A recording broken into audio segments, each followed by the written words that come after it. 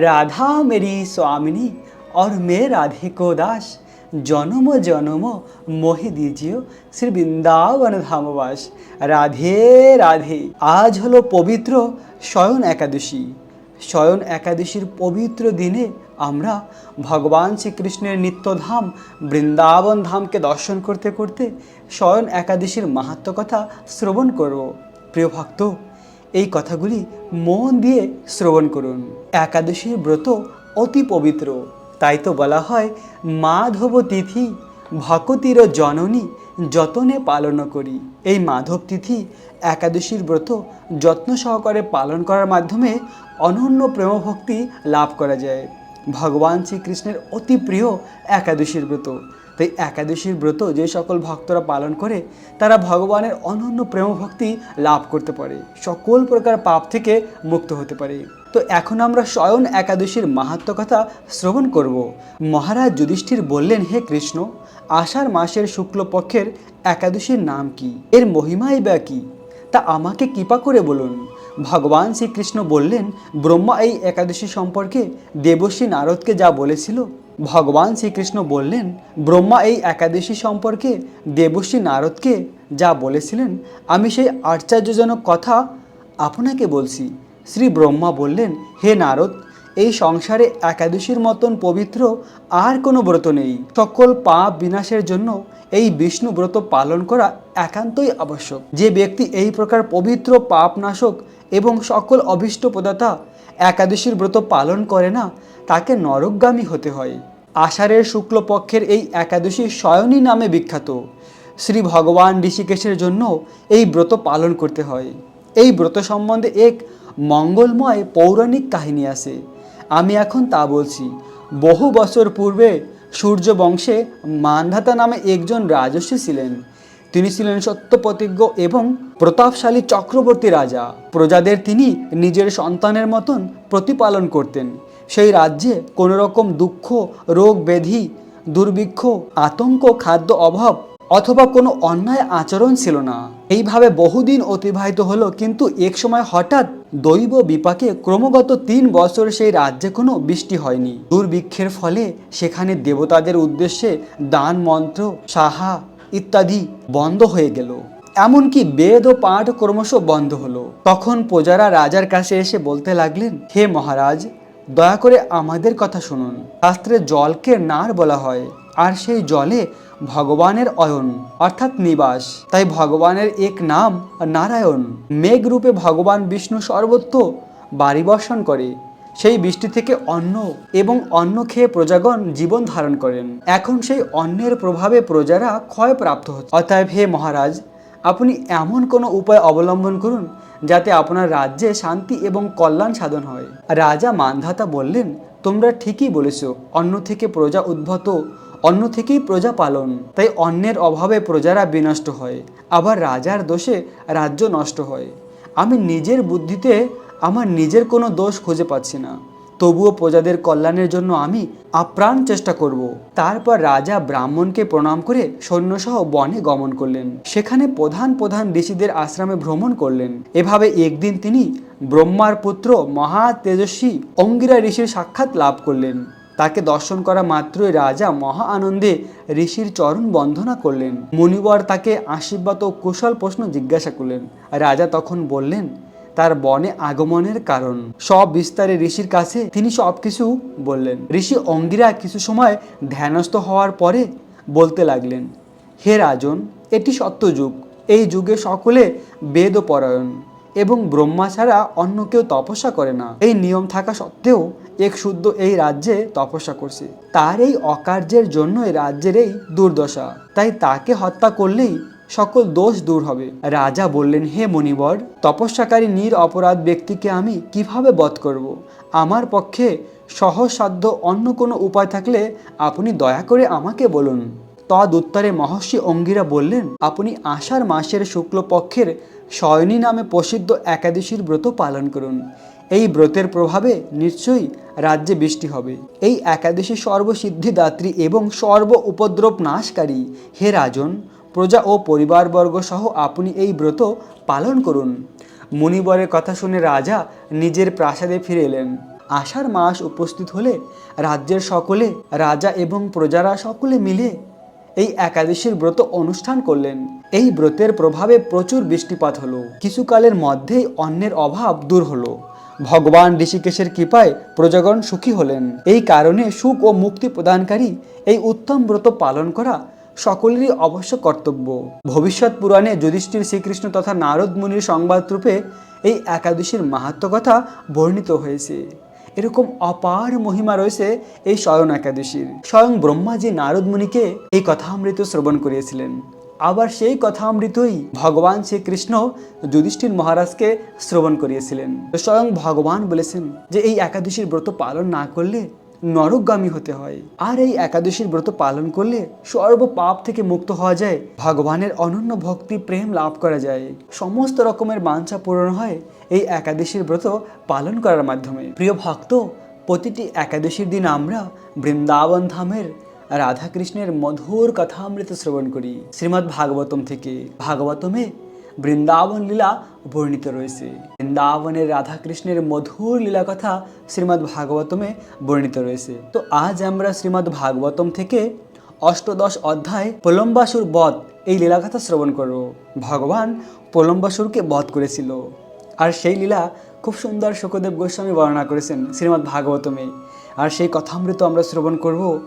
অতি দুর্লভ এই কথামৃত, বৃন্দাবনের কথা, তাই মন দিয়ে কথাগুলি শ্রবণ করুন, তাহলে আনন্দ লাভ করবেন।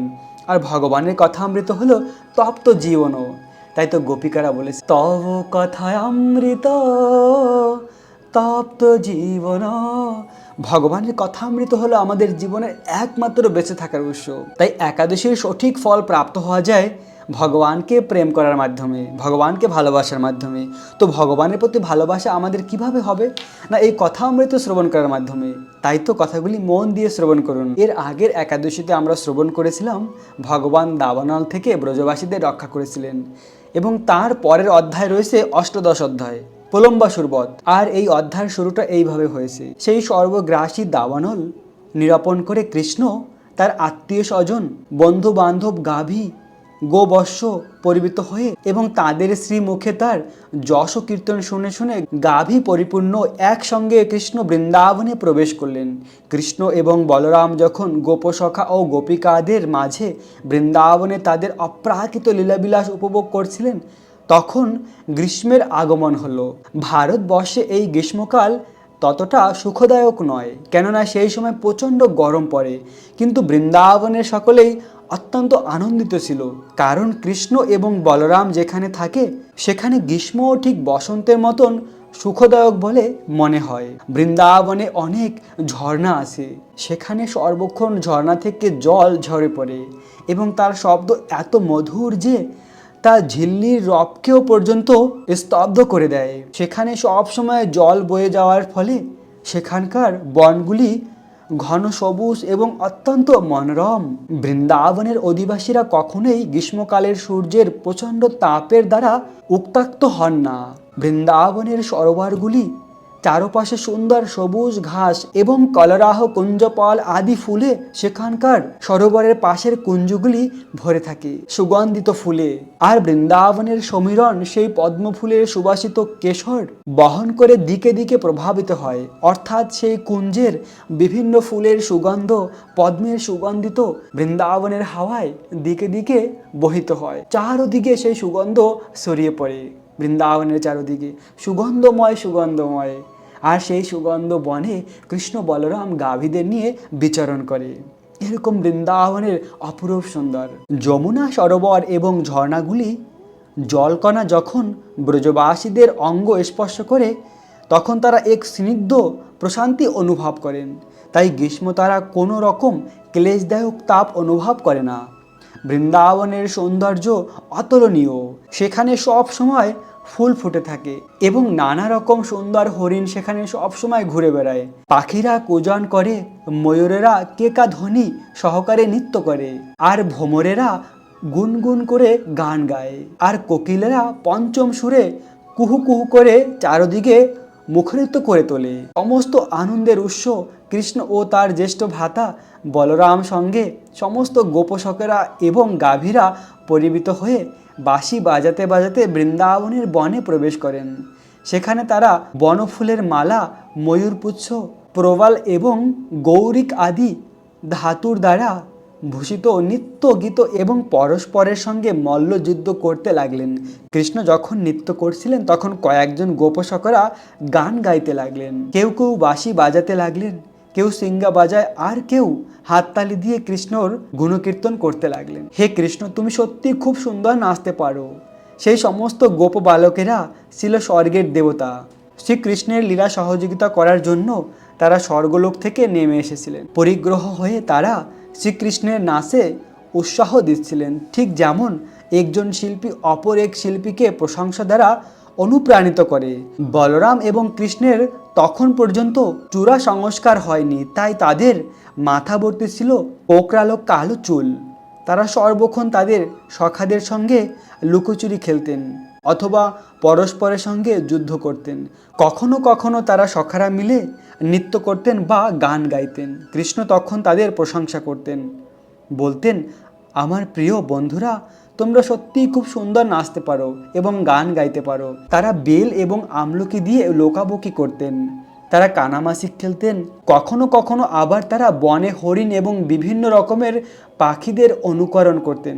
কখনো কখনো আবার তারা ব্যাঙের ডাকে পরস্পরের সঙ্গে ঠাট্টা করতেন এবং গাছের ডালে দোলনা চড়াতে কখনো তারা রাজা প্রজার অভিনয় করতেন।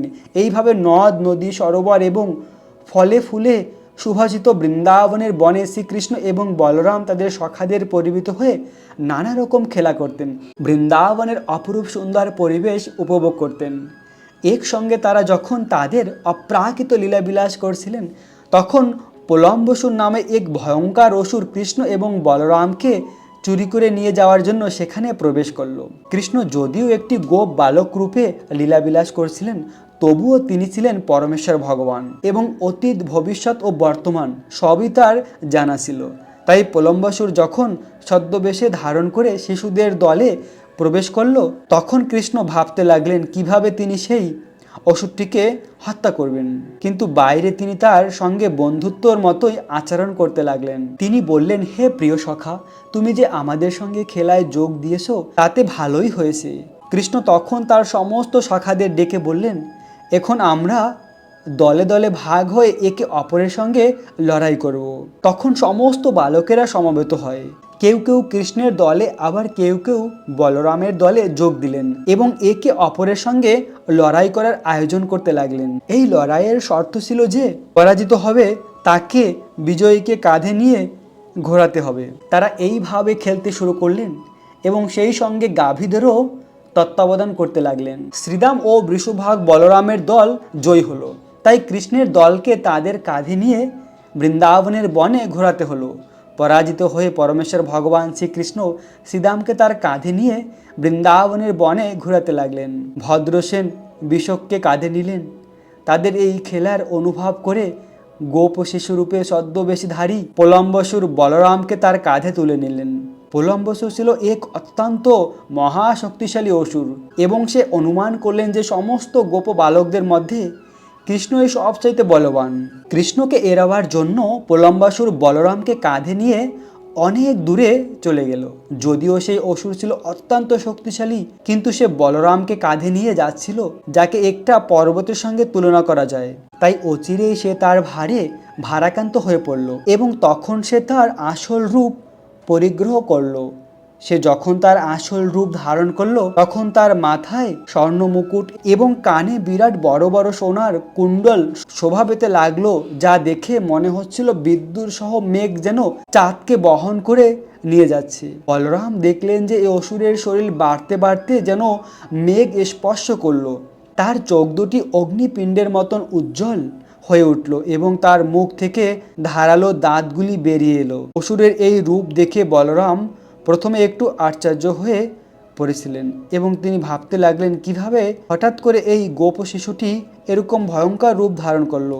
কিন্তু পরক্ষণেই তিনি বুঝতে পারলেন যে এটি অসুর। তাকে হত্যা করার অভিপ্রায়ে তার বন্ধুদের থেকে তাকে দূরে নিয়ে যাচ্ছে। তিনি তখন ইন্দ্র যেভাবে পর্বতের উপরে বজ্রপাত করেছিলেন ঠিক সেইভাবে অসুরের মাথায় মুষ্ট আঘাত করলেন। বলরামের মুষ্টি আঘাতে সেই অসুরটি একটি ভগ্ন মস্তক সর্পের মতন প্রাণ ত্যাগ করে ভূতলে পতিত হলো। তার মুখ দিয়ে রক্ত বেরাতে লাগলো। সেই অসুর যখন পতন হলো তখন এমন প্রচণ্ড শব্দ হলো যেন মনে হলো ইন্দ্রের বজ্রপাতে পর্বত বিদীর্ণ হচ্ছে। সমস্ত বালকেরা তখন সেখানে ছুটে এলো। সেই বিভৎস দৃশ্য দেখে তারা অত্যন্ত আশ্চর্যজনিত হলো এবং বলরামের প্রশংসা করতে লাগলো।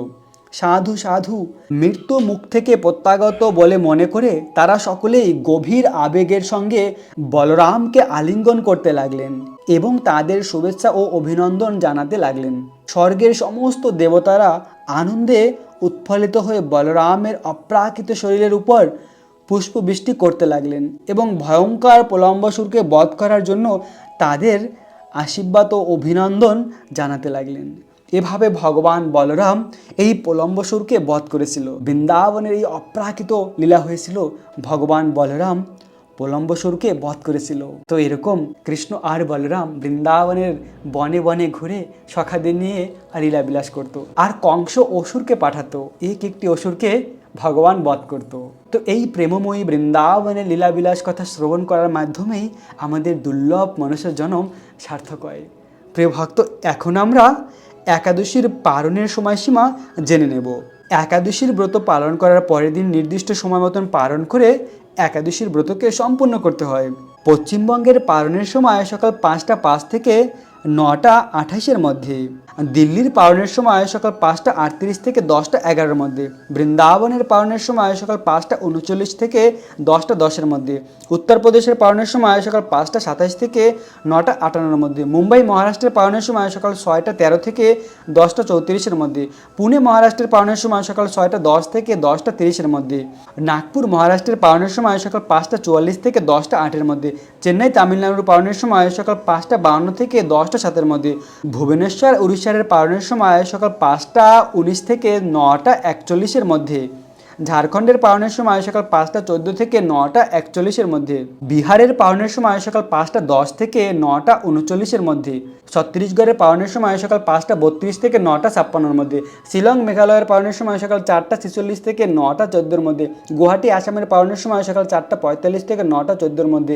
আগরতলা ত্রিপুরার পালনের সময় সকাল 4টা 51 থেকে 9টা 18-এর মধ্যে, মিজোরামের পালনের সময় সকাল 4টা 46 থেকে 9টা 11-এর মধ্যে, মণিপুরের পালনের সময় সকাল 4টা 38 থেকে 9টা 6-এর মধ্যে, নাগাল্যান্ডের পালনের সময় সকাল 4টা 34 থেকে 9টা 3-এর মধ্যে, অরুণাচল প্রদেশের পালনের সময় সকাল 4টা 37 থেকে 9টা 7-এর মধ্যে, সিকিমের পালনের সময় সকাল 4টা 55 থেকে 9টা 26-এর মধ্যে, উত্তরাখণ্ডের পালনের সময় সকাল 5টা 27 থেকে 10টা 2-এর মধ্যে, হিমাচল প্রদেশের পালনের সময় সকাল 5টা 32 থেকে 10টা 9-এর মধ্যে, পাঞ্জাবের পালনের সময় সকাল 5টা 41 থেকে 10টা 17-এর মধ্যে, হরিয়ানার পালনের সময় সকাল 5টা 41 থেকে 10টা 14-এর মধ্যে, রাজস্থানের পালনের সময় সকাল 5টা 56 থেকে 10টা 26-এর মধ্যে, গুজরাটের পালনের সময় সকাল 6টা 11 থেকে 10টা 36-এর মধ্যে, মধ্যপ্রদেশের পালনের সময় সকাল 5টা 43 থেকে 10টা 9-এর মধ্যে, হায়দ্রাবাদ তেলেঙ্গানার পালনের সময় সকাল 5টা 53 থেকে 10টা 12-এর মধ্যে, বিশাখাপত্তনম অন্ধ্রপ্রদেশের পালনের সময় সকাল 5টা 34 থেকে 9টা 53-এর মধ্যে,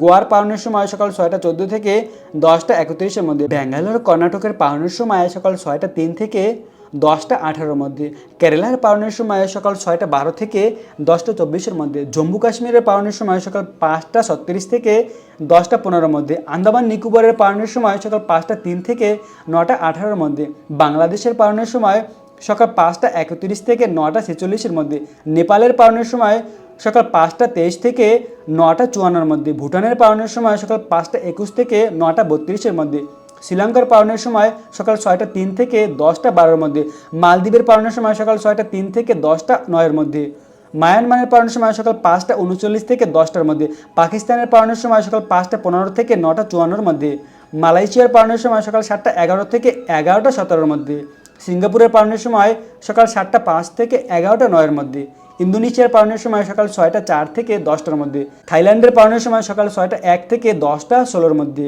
কলম্বিয়ার পালনের সময় সকাল 5টা 46 থেকে 10টার মধ্যে, ভিয়েতনামের পালনের সময় সকাল 5টা 28 থেকে 9টা 51-এর মধ্যে, ফিলিপাইনের পালনের সময় সকাল 5টা 37 থেকে 9টা 54-এর মধ্যে, তাইওয়ানের পালনের সময় সকাল 5টা 18 থেকে 9টা 46-এর মধ্যে, জাপানের পালনের সময় সকাল 4টা 44 থেকে 9টা 26-এর মধ্যে, দক্ষিণ কোরিয়ার পালনের সময় সকাল 5টা 30 থেকে 10টা 15-এর মধ্যে, মঙ্গোলিয়ার পালনের সময় সকাল 6টা 20 থেকে 11টা 26-এর মধ্যে, বেলজিয়াম চীনের পালনের সময় সকাল 5টা 7 থেকে 9টা 56-এর মধ্যে, হংকংয়ের পালনের সময় সকাল 5টা 52 থেকে 10টা 17-এর মধ্যে, অস্ট্রেলিয়ার পালনের সময় সকাল 7টা 3 থেকে 10টা 28-এর মধ্যে, নিউজিল্যান্ডের পালনের সময় সকাল 7টা 35 থেকে 10টা 50-এর মধ্যে, দুবাই আবুধাবির পালনের সময় সকাল 5টা 48 থেকে 10টা 11-এর মধ্যে, সৌদি আরবের পালনের সময় সকাল 5টা 18 থেকে 9টা 45-এর মধ্যে, বাহরাইনের পালনের সময় সকাল 5টা থেকে 9টা 29-এর মধ্যে, কুয়েতের পালনের সময় সকাল 5টা 4 থেকে 9টা 37-এর মধ্যে,